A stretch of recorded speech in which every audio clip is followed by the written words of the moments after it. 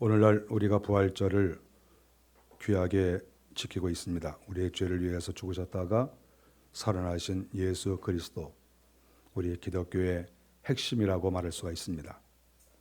예수님이 부활하셨을 그때 당시에 막상 그때는 환영받지 못한 부활절이고 예수님의 부활을 사람들이 별로 기뻐하지 않았다 하는 것을 알 수 있습니다. 첫째로는 예수님께서 부활하신 것을 믿지 못해서 그랬고, 또 하나는 예수님께서 부활을 하셨는데 예수님께서 죽으셨을 때, 고난당하셨을 때 가까운 제자들이 다 도망을 갔습니다. 자기들이 도망을 가고 주님을 저주하고 믿지 않겠다고 다 이렇게 해놨는데 막상 주님께서 부활을 하셔서 오시니까 자기들이 얼마나 초라하겠습니까? 예수님을 스승으로 모시고 3년 이상을 그렇게 배우고 주님의 사랑을 받았는데 주님이 고난당하실 때 다 버리고 도망갔으니까 너무 부끄럽고 고개를 들 수 없고, 그래서 차라리 주님께서 부활하지 않았으면 더 좋을 뻔했을지도 모른 그런 상황이 됐습니다. 어쨌든 주님이 부활을 하셔서 제자들이 모여있는 곳에 나타나셨습니다. 여러 번 나타나셨죠. 여러 번 나타나셨는데도 제자들의 마음이 기쁨으로 돌아오지 않았습니다. 주님이 여러 번 나타나셨거든요. 그래도 제자들의 마음에서 주님을 환영하거나 감사하거나 이런 마음이 거의 없었어요. 한두 번에서 될 일이 아니에요. 주님이 한두 번 나타나셔서 될 일이 아니죠. 계속 나타나시는 거예요. 계속 나타나시고 또 나타나시고 또 나타나셔서 내가 부활했다, 내가 너희들 위로한다, 다 이해한다, 아무리 얘기를 해도 계속 그 제자들의 마음은 침체되어 있었고 우울해 있었고 그런 상태라는 것을 성경이 가르쳐주고 있습니다. 오늘 본문에서는 예수님의 제자들 베드로를 위시해서 6명의 제자들이 나오고 있거든요. 근데 이 제자들이 자기들의 고향으로 다 내려갔습니다. 갈릴리 지방, 고기 잡는 곳, 그것으로 6명 정도, 반 정도가 내려갔죠. 물론 더 있었는지는 모르겠어요. 그러나 반 정도가 이렇게 내려갔습니다. 베드로가 앞장을 섰죠. 나는 물고기 잡으러 가노라. 주님이 여러 번 나타나셔서 부활의 모습을 보여주셨는데도 나는 물고기 잡으러 가노라 그러면서 고향으로 내려갔어요. 그것이 제자들의 그 현 상황이죠. 그런데 그때 주님께서 그곳에 찾아가셨습니다.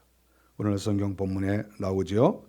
우리 주님께서 찾아가셔서 베드로에게 말씀을 하시고 너는 나를 사랑하느냐 물으시고 내 양을 먹여라 이렇게 말씀하시는 그 내용이 여기에 나옵니다. 저는 이 본문을 보면서 이 본문 가운데 두 사람이 주도적으로 등장하고 있는 것을 보게 됩니다. 베드로와 요한이라고 하는 사람입니다. 우리 주님께서 19절에 보니까 베드로에게 너는 나를 따르라 이렇게 말씀을 하셨어요. 너는 내 양을 먹여라. 그리고 또 하시는 말씀이 너는 나를 따르라 이렇게 말씀하신 거죠. 여기서 나를 따르라고 하신 것은 지금 주님께서는 잠시 후에 하늘나라에 올라가실 거거든요. 그러니까 여기에서 나를 따르라고 하는 의미는 죽으려는 의미보다는 내가 가르쳐준 모든 말을 내가 듣고 이 땅에서 복음을 증거하고 세례를 주고 내가 시키는 모든 일, 그 일을 내가 열심히 해라. 이런 의미로 받아들일 수가 있죠. 그래서 주님께서 너는 나를 따르라 이렇게 말씀을 하셨습니다. 우리 주님께서 베드로를 3년 전에 처음 부르실 때에도 똑같은 말씀을 하셨습니다. 마태복음 4장 18절 19절에 보니까 처음 부르실 때에도 나를 따르라 똑같은 말씀을 하셨어요. 3년여가 지난 다음에도 또 주님이 똑같은 목소리로 똑같은 말씀으로 나를 따라오라. 4장 19절에 보니까 나를 따라오라 내가 너희를 사람을 낚는 어부가 되게 하리라 이렇게 말씀을 하셨습니다. 똑같이 나를 따르라 이렇게 말씀을 했습니다. 여기에서 주님께서 나를 따르라고 하는 이 말씀과 아주 중대한 말씀을 하나 하고 계세요. 여기서 19절에 보면은 주님께서 이제 아주 심각한 말씀인데, 네가 젊어서는 스스로 띠뛰고 원하는 곳으로 다녔거니와 늙어서는 네 팔을 벌리리니 남이 네게 띠띠우고 원하지 아니하는 곳으로 데려가리라. 젊었을 때는 내 마음대로 했는데 나이가 들면 네가 두 팔을 벌리리니 남이 네게 띠띠우고 원하지 않는 곳으로 가리라. 두 팔을 딱 벌리는데 그 자리가 자기가 원하는 자리가 아니라는 것이죠. 주님께서 이렇게 베드로의 미래에 대해서 예언을 딱 하셨어요. 사실 충격적인 이야기입니다. 그러면서 주님께서 나를 따르라 이렇게 말씀을 하신 것이죠. 우리가 이 말씀을 우리가 어떻게 보고 있냐 하면, 두 팔을 벌린다는 것은 십자가를 진다는 이야기죠. 우리는 이 교회사에서 봐서 알지만 베드로는 나중에 십자가에 거꾸로 매달려 죽었다고 나오고 있어요. 교회사에 나오고 있습니다. 그래서 주님께서 예언하신 것이 그대로 이루어진 것이지요. 두 팔을 벌리고 원하지 않는 곳으로 끌려가고, 그래서 결국은 십자가에 거꾸로 매달려 죽었다. 아주 심각한 이야기를 지금 주님께서 베드로를 만나서 이야기를 하고 있는 것입니다.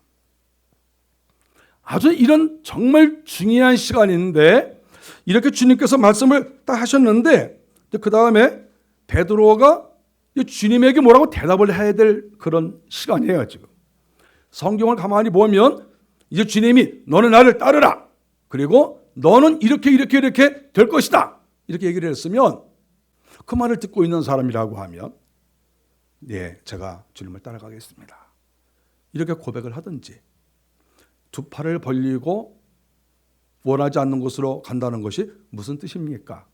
선생님, 이건 저의 아주 중대한 문제니까 설명을 한 번 더 해줄 수 있습니까? 그럴 수 있는 부분이거든요. 지금 이 본문의 내용은 상당히 중요한 이야기예요. 자기의 미래에 대한 이야기, 그리고 죽음에 대한 이야기잖아요. 미래의 죽음에 대한 이야기, 이것처럼 더 중대한 문제가 어디 있습니까? 상당히 심각한 그런 이야기예요. 근데 이런 이야기를 하고 있는 중인데 베드로의 눈이 옆으로 이렇게 돌아가는 거예요. 성경에 보니까 20절에 베드로가 돌이켜 예수께서 사랑하시는 그 제자가 따르는 것을 보니, 지금 자기하고 예수님하고 얘기를 하고 있는 중에 심각한 말씀을 하시고 또 자기가 지금 대답을 해야 되는 그런 상황인데 대답을 하지 않고 주님을 바라보지 않고 고개를 돌려서 요한이라고 하는 제자를 보는 거예요. 요한을 이렇게 보는 거예요.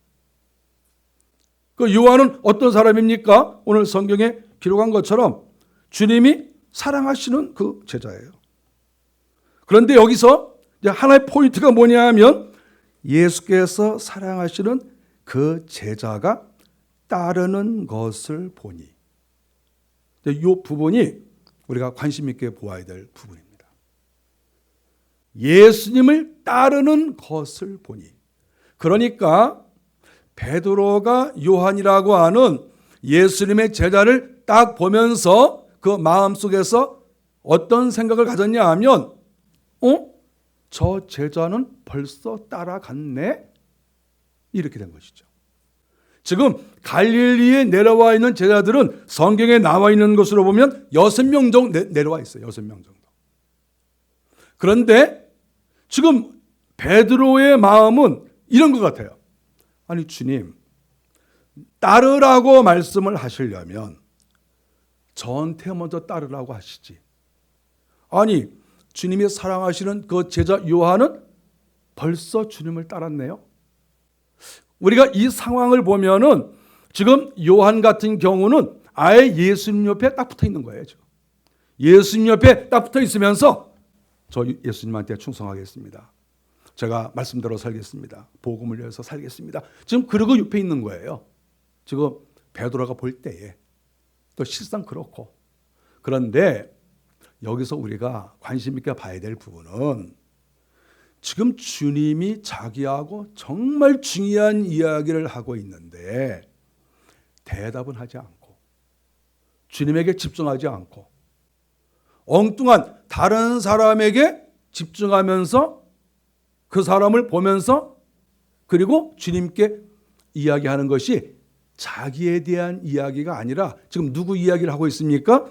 그 다음 절에 보니까 21절에 이 사람은 어찌 되겠습니까? 이렇게 묻고 있는 거예요.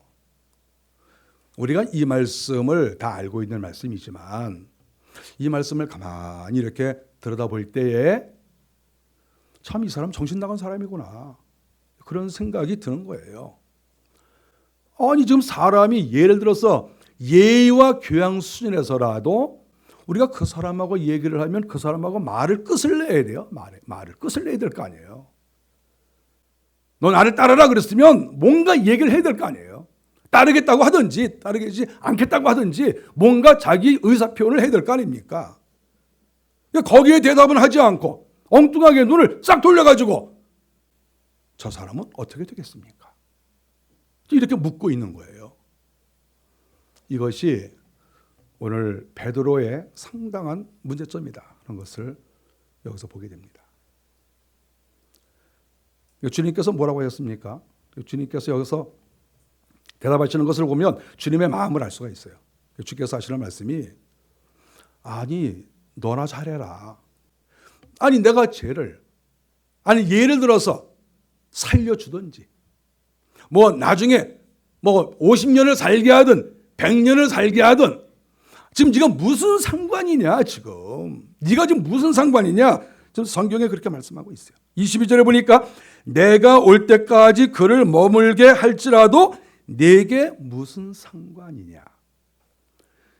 이것은 주님께서 예를 들어서 주님이 재림을 하시려면 몇천 년이 지나야죠. 그것을 말하는 것은 아니라고 생각해요. 그러나 어쨌든 주님이 50년 있다 오시든 100년 있다 오시든 또 2000년 있다 오시든 주님이 오실 때까지 그를 죽이지 않고 살려준다고 할지라도 너하고는 무슨 상관이 있는데 이것이 지금 주님의 말씀이에요. 지금 주님의 말씀은 너 이제 두 팔 벌리고 네가 원치 않는 곳에서 너는 갈 거야. 넌 그렇게 죽을 거야. 지금 이 얘기를 하고 있는데 엉뚱하게 다른 사람의 관심을 가지면서 이 사람은 어떻게 될까요? 이랬을 때 주님에게 책망을 듣는 베드로의 모습을 오늘 성경에서 볼 수가 있습니다. 저는 이런 베드로의 이런 그 모습을 보면서 몇 가지로 생각을 좀 해봤습니다. 사람이 왜 이럴까? 정말 자기에게 중요한 문제가 있는데 그 문제는 해결하지 않고 맨날 다른 데 신경을 쓸까? 왜 다른 사람에게 자꾸 신경을 쓸까? 자기 문제가 지금 산적하고 자기가 해결할 게 얼마나 많고 자기가 주님 앞에 지금 어떤 상태인지도 모르는 그런 가운데 있는데 자기의 문제는 해결하지 않고 맨날 누가 어떠니 저떠니 이 사람은 어떻게 될까요? 저 사람은 어떻게 될까요? 여기에 관심을 갖고 있는 예수님의 수제자라고 하는 사람이 이러한 모습을 보이고 있는 것이 참 스승의 입장에서는 상당히 답답하다 이렇게 볼 수가 있습니다. 베드로가 관심을 가진 사람이 어떻게 보면 요한이라고 하는 거예요. 물론 그때 당시에 여러 명의 제자가 있었지만 지금 베드로의 눈에 딱 이렇게 들어온 사람, 베드로의 눈에 딱 꽂힌 사람은 요한인 거예요. 요한. 우리가 이것을 볼 때 베드로는 평상시 그 마음속에서 요한에 대한 어떤 시기와 질투와 경쟁감을 갖고 있지 않았을까 이런 생각을 할 수가 있습니다. 어떤 경쟁하는 마음. 당시에 베드로는 나이가 제일 많거든요. 그렇게 우리가 보고 있어요. 요한은 나이가 제일 어립니다. 20살 정도로밖에 보고 있지 않거든요. 20살짜리 사도예요. 나이 차이가 가장 많아요. 그런데 나이가 가장 많을 것으로 여겨지는 베드로가 가장 나이가 어린 이러한 요한에게 상당히 관심을 갖고 의식을 하고 어떻게 보면 경쟁하는 그 마음이 있는 것 같다. 이렇게 생각이 드는 거죠. 왜 다른 제자들에게 대한 이야기는 하지 않고 왜 요한에 대한 이야기만 하고 있습니까? 그럼 뭔가 이유가 있을 거 아니에요. 그래서 우리가 성경을 몇 군데 찾아봤습니다. 우리 주님께서 맨 처음에 사도로 부르신 날입니다. 마태복음 4장 18절에 보니까 맨 처음에 베드로를 부르십니다. 베드로의 형제 안드레가 있는데 안드레가 이제 소개를 했어요. 그래서 베드로가 예수님의 제자가 됩니다. 주님께서 너나 따르라 그랬어요. 그런데 베드로를 부르시고 그리고 조금 더 지나가시다가 나중에 요한을 봐요. 그래서 요한을 불러요. 그래서 예수님의 제자가 될 때 순서상 베드로가 먼저 부름을 받았고 그 다음에 요한이 부름을 받았어요. 그러니까 베드로의 마음은 어떻겠습니까? 늘 주님의 뒤를 따라다니면서 항상 마음에 내가 1번이야. 이런 마음이 있었겠죠. 넌 나보다 늦게 부름받았어. 그것이 성경에는 당일로 나와 있는데 당일인지 며칠 지나는지는 확실하지 않아요. 그러나 성경적으로 볼 때는 당일 같아요. 몇 시간 차이 난 거죠. 예를 들어서 확실하진 않지만 어쨌든 내가 1번이고 너 2번이야. 너 까불지 마. 이런 마음을 베드로가 갖고 있지 않았을까 그런 생각을 합니다. 베드로는 항상 자기가 앞장섰다고 생각을 해요. 항상 내가 먼저야. 마태복음 17장에 보면 예수님께서 변화산에 베드로와 야고보와 요한을 데리고 갔습니다. 딱 세 사람을 데리고 갔어요. 베드로만 딱 데려갔으면 좋겠는데 세 사람을 데리고 갔어요. 시기 질투가 많은 사람은 자기만 데려가야 되는데 누구 몇 사람 데려가면 왜 저러실까 그래요. 저 거추장스러운 것들, 있으나 마나한 것들, 나만 주인공인데 다 이런 생각을 하거든요. 왜 밥 먹으러 가는데 왜 다른 사람 데리고 가? 왜 둘이서 먹으면 좋은데. 베드로만 변화산으로 딱 데려가야 되는데 야고보, 요한까지 데려갔어요. 야고보는 형제니까 봐주고 요한은 저 젊은 거 또 데려갔다는 거예요. 변화산에 세 명이 갔어요. 기분이 나쁜 거야 이게. 근데 거기에서도 함께 하기는 했지만은 실상 베드로가 예수님께 뭐라고 그랬습니까? 지금 여기가 좋사오니 여기다가 초막 셋을 지읍시다. 다른 사람은 가만히 있었어요. 근데 항상 베드로가 툭 튀어나와가지고 예수님께 건의를 했어요. 건의를 많이 하는 사람들이 되게 문제가 많아요. 이렇게 합시다, 저렇게 합시다. 그런 사람들이 되게 문제가 많아요. 요한은 가만히 있는 거예요. 요한은. 성경에 보면 요한은 가만히 있어요. 가만히 있는 사람이 오래 살아요. 요한이. 베드로니까 잘난 척하니까 빨리 죽잖아요. 주님께서 십자가에 달려 돌아가실 때에도 베드로는 먼저 도망갔어요. 하여간 좋은 일이 있으나 말을 하나 건의를 하나 항상 먼저야. 먼저 도망갔어요. 베드로. 먼저 도망가고 요한은 나중에 십자가 아래까지 있지 않았습니까? 그래서 예수님께서 내 어미를 부탁한다. 그래서 마리아를 부탁했어요. 그 이야기를 요한은 들었습니다. 이제 그거 듣고 나서 요한은 도망갔어요. 그러니까 도망가는 것도 베드로가 1번이다. 되게 충성된 사람이 먼저 교회 떠나요. 되게 그렇습니다. 그러니까 충성을 열심히 하다가 그 다음에 또 떠나버리고. 그래서 저는 교회에서 충성하는 사람은 늘 위험하게 생각해요. 언제 떠날지 모르니까. 그러니까 보통이 제일 좋아요. 보통이. 저 사람 안 떠난다. 이렇게. 그러니까 베드로가 제일 먼저 떠났어요. 부활 후 주님을 만났을 때 가장 앞장서서 떠난 사람이 베드로예요. 나는 물고기 잡으러 가노라. 그러니까 다른 제자들이 우르르 따라갔어요. 그 말을 한 앞장선 주인공이 베드로예요. 그런데 베드로와 요한이 나타나는 여러 가지 장면이 많이 있어요. 이제 그 이후에도 어디에 또 있냐 하면 베드로와 요한이 예수님 한나라 올라가신 다음에 성전에 올라가서 안진뱅이가 있지 않았습니까? 그 안진뱅이를 고칠 때에도 두 사람이 같이 있었어요. 그런데 요한은 가만히 있었어요. 그런데 베드로가 뭐라고 했습니까? 내게 있는 것을 내게 주노니 곧 나사렛 예수 그리스도 이름으로 일어나 걸어라 이러지 않았습니까? 요한은 구경받는 거예요. 너 다 해먹어. 너 다 해먹어. 아니 그럴 때는 말이죠. 베드로가 예를 들어서 요번에는 네가 한번 해봐. 그럼 요한이 나사렛 예수 이름으로 이렇게 해야 되는데 항상 자기가 하는 거야. 너는 내 뒤에 따라와. 베드로와 요한이 나타난 성경을 쫙 살펴보니까 한 번도 요한이 나선 적이 없어요. 좋은 일이나 나쁜 일이나 항상 베드로가 앞장섰어요. 항상 성경에. 그런데 오직 요 본문만, 요 본문에서만 베드로에게 주님께서 너는 나를 따르라 이렇게 말씀하셨는데, 베드로가 충격받은 게 뭐냐 하면 가만히 보니까 먼저 요한이 예수님을 이미 따르고 있었다. 여기에서 그냥 확 뭐가 올라온 거예요. 여기서 성경이 그렇게 좀 나와 있어요. 베드로가 왜 주님하고 심각한 이야기를 하다 말고 왜 요한에 대한 이야기를 하고 있느냐.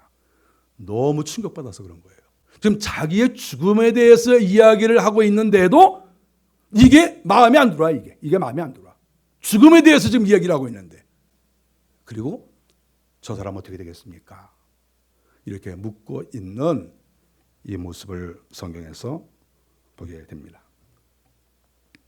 저는 이 본문을 보면서 그런 생각을 했습니다. 우리가 하나님 앞에 사명을 받아서 일하는 것이나 예수를 믿는 것은 실상 주님하고 나하고 1대1의 관계예요.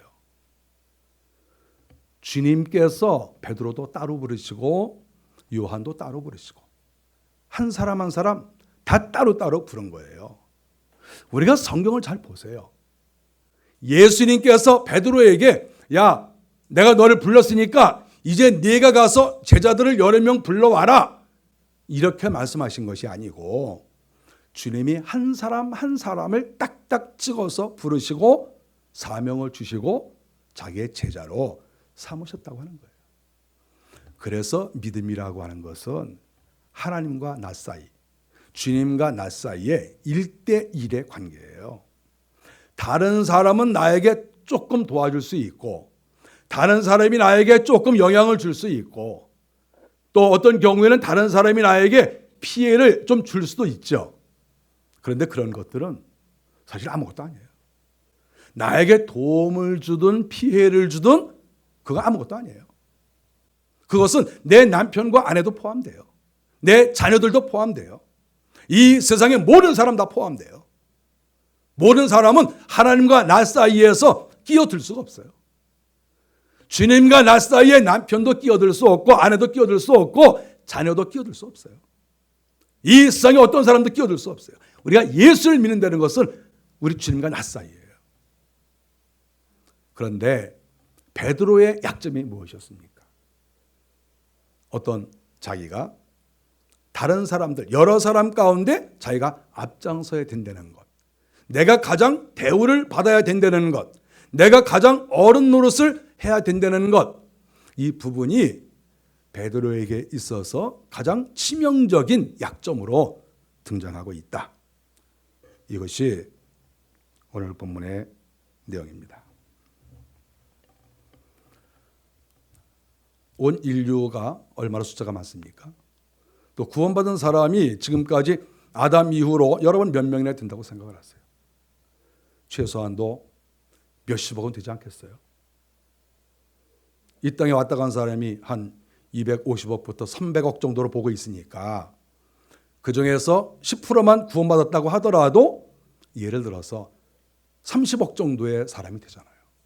구원받은 사람이 30억. 그러면 그 30억을 한 줄로 세우면 얼마나 길겠어요? 30억 명이 한 줄로 서니까. 저는 그런 생각을 한번 해봤어요. 만일에 우리 교회 성도들이 우리 주님께서 영적으로 한 줄로 딱 세웠을 때, 성적순으로 쫙 세웠을 때 우리 교회 성도들은 어디 서 있을까? 굉장히 궁금해. 맨 뒤에서부터 찾을까? 중간에서부터 찾을까? 앞에서부터 찾을까? 생각을 많이 했어요. 제가 이번 주에. 이명하 권사는 어디에 서 있을까? 막 생각을. 우리 집사님은 어디 계실까? 한 줄로 쫙 섰으니까 100번 안에는 못 들어갈 것 같아. 거기는 못 들어갈 것 같아. 쫙 한 10억, 20억 됐을 때 어디에 서 있을까? 제가 그런 생각을 하면서 이런 마음을 가졌어요. 만일에 우리 교회 성도들이 거기에 이렇게 있으면 아마 우리 교회 성도들끼리 얼굴 보려면 아마 고개를 빼고 한참을 둘러봐도 안 보일 것이다. 왜냐하면 아니 10억 명, 20억 명이 줄을 서 있는데 아니 어디 있겠습니까? 어디에? 어떻게 찾겠어요? 한 사람 있고 그다음에 한 10,000명, 10만 명 있다가 또 한 명 있고 또 10,000명, 10만 명 있다 한 명 있고 못 찾아요, 못 찾아. 그렇지 않겠어요? 인류를 보지 않고 이 시대만 봐도 그래요. 이 시대에 구원받은 사람이 얼마나 많습니까? 전 세계적으로. 그랬을 때 우리가 서로 얼굴을 보려면 하나님 나라 입장에서는 얼굴 볼 수가 없어요. 너무나 많은 사람이 가고 있는데 어떻게 우리가 얼굴 서로 볼 수 있습니까? 제가 이 말씀을 하는 이유는 베드로의 모습을 보니까 베드로는 은연중에 경쟁하는 마음, 다른 사람과 비교하는 마음이 베드로에게 있었는데 이것이 예수님의 제자, 그것도 수제자의 모습이었다. 이것을 생각하면서 부활의 이제 주님을 생각하면서 우리에게는 혹시 이런 마음이 있는 것은 아닌가 이런 생각을 해보게 됩니다. 우리는 경쟁을 하는 것이 아니죠. 예수 믿는 사람들은 교회와 교회가 경쟁하는 거 아니에요. 또 성도들끼리 경쟁하는 거 아니에요. 우리는 나와 주님 사이에 예수 믿는 거예요. 이렇게 생각할 수 있습니다. 우리가 경기장에서 경기를 할 때 어떤 경기는 레인이 없는 경기가 있어요. 근데 어떤 경기는 레인이 있어요. 그러니까 그 레인 밖으로 못 나가요. 다른 사람 레인을 침범하면 그 사람 실격이에요, 실격. 저는 이 본문을 보면서 그런 생각을 했습니다. 하나님의 나라는 레인이 없는 경기가 아니고 레인이 다 있다. 자기가 달려야 할 레인이 있다. 그 안에서만 열심히 가는 거예요. 앞만 바라보고. 옆에 건너가다간 그냥 실격이에요, 실격. 지금 여기에서 베드로 실격이에요. 아니 지금 주님이 너한테 사명을 주시고 너의 장래에 대해 좀 이야기하고 있는데 왜 지금 딴 생각하고 있고 딴 데 신경 쓰고 있느냐. 이거 벌써 실격의 조건이 베드로에게 있는 거예요. 하나님의 나라는 다른 사람이 솔직히 말해서 중요하지 않습니다. 다른 사람이 중요하지 않아요. 다른 사람이 잘 돼도 영적으로 축복을 받아도 내가 안 될 수가 있어요. 또 다른 사람이 다 망해도 나 하나 바로 살아야 될 때가 있어요. 영적 세계가 그런 거예요. 내 친구들이 다 좋은데 하나님이 나만 빠뜨릴 수가 있단 말이죠. 영적 세계는 무서운 거예요. 우리의 달려갈 길을 다 달려가고 믿음을 지켜야 되는데 이것은 하나님과 나 사이의 관계라고 하는 거예요. 베드로는 항상 먼저 하는 걸 좋아했습니다. 주님께서 하도 그렇게 먼저 하고 또 자기가 나서기를 좋아하고 1등하는 걸 좋아하니까 주님이 축복을 하셔서 일찍 죽게 하셨습니다. 그래서 베드로는 로마의 네로 황제의 그 박해 때 죽었습니다. 제가 그 20대 때인가요? 쿼바디스라는 영화를 봤습니다. 여러분 아시죠? 리메이크가 됐다는 말도 제가 들었는데 쿼바디스라는 영화가 있었어요. 그래서 제가 그 영화를 봤습니다. 그 쿼바디스라는 말이 뭡니까? 어디로 가시나이까? 그런 말 아닙니까? 어디로 가십니까? 근데 그 쿼바디스라는 말이 어디로 가십니까? 라는 말인데 그 뒤에 또 말이 붙는데 도미네 이렇게 말이 붙어요. 그 도미네라는 말은 주여라는 말이에요. 그러니까 결국은 주여 어디로 가시옵나이까? 바로 이런 내용이죠. 그런 영화가 있었어요. 그 영화의 내용과 또 그 교회의 그 전설이 있어요. 전설. 그 전설이 어떤 내용이 있냐면 베드로가 로마에 가서 복음을 증거하는데 네로 황제가 핍박을 하는 거예요. 그래서 베드로가 로마 시를 탈출을 해서 나왔습니다. 밖으로 이렇게 나오는데 부활하신 주님이 나타나신 거예요. 보니까 주님이신 거예요. 근데 그 주님께서 또 다시 이렇게 자기는 지금 로마에서 나오는데 주님은 들어가시는 거예요. 그래서 거기에서 베드로가 부활하신 주님께 여쭤본 말이 바로 그건 거예요. 주여 어디로 가시나이까? 이렇게 물어본 거예요. 그때 주님께서 거기서 하신 말씀이 뭐냐면 나는 네가 나오는 그 로마로 내가 들어간다. 이렇게 말씀하신 거예요. 그 말을 듣고 베드로가 알았어요. 무슨 말인지. 그래서 알았습니다. 제가 주님을 따르겠습니다. 따른다고 했으니까 따라야죠. 그래서 주님을 따라 들어갔어요. 따라 들어갔다가 로마에 들어가서 잡혀서 십자가에 거꾸로 매달아 죽었어요. 십자가에 달아 죽이는데 베드로가 스스로 얘기한 거예요. 우리 주님께서 십자가에 달려 돌아가시는데 내가 어떻게 똑같이 달려 돌아 죽을 수 있느냐? 나는 거꾸로 매달아 달라. 베드로의 요청으로 십자가에 거꾸로 매달려 죽었다. 이것이 교회의 전통으로 내려오는 그런 얘기입니다. 항상 이렇게 먼저 하는 걸 좋아하니까 주님께서 먼저 죽도록 이렇게 배려를 해 주셨습니다. 막 감동이 막 되죠? 요한 같은 경우는 항상 꼴찌를 했어요. 왜냐하면 설치는 사람이 있으니까 계속 앞에서 설쳐주니까 요한은 맨날 뒤에서 처지고 그러다가 우리가 교회사에 보면 90이 넘어서 죽었어요. 그러니까 설치지 않고 가만히 있으니까 오래 사는 거예요. 그래서 베드로는 가장 일찍 죽고 물론 야고보가 또 이렇게 순교당한 것도 있지만 요한은 가장 늦게까지 살면서 요한계시록도 쓰고 또 전설에 보면 에베소에도 또 거하고 있는 것이 나와요. 하여간 늦게까지 교회에 큰 영향력을 끼치고 살았다. 이렇게 기록이 되고 있습니다.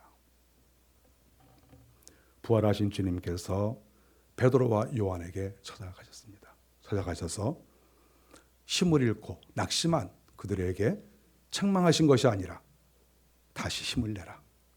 다시 힘을 내고 나를 따라라. 이렇게 주께서 가르쳐 주셨습니다. 부활의 주님께서 여러분에게 다 오셨으면 좋겠습니다. 여러분의 마음속에 여러분의 일터에 주님이 오셔서 나를 따라라. 교회를 따라가는 게 아니고 친구 따라가는 게 아니고 목사 따라가는 게 아니고 나를 따르라. 주께서 이렇게 말씀을 하시기를 바랍니다. 우리의 신앙생활은 사람을 보고 하는 게 아니죠. 오직 주님만 바라보고 나가는 것입니다. 주님을 잘 따르실 때 주께서 크신 은혜를 내리실 것을 믿습니다. 기도하겠습니다.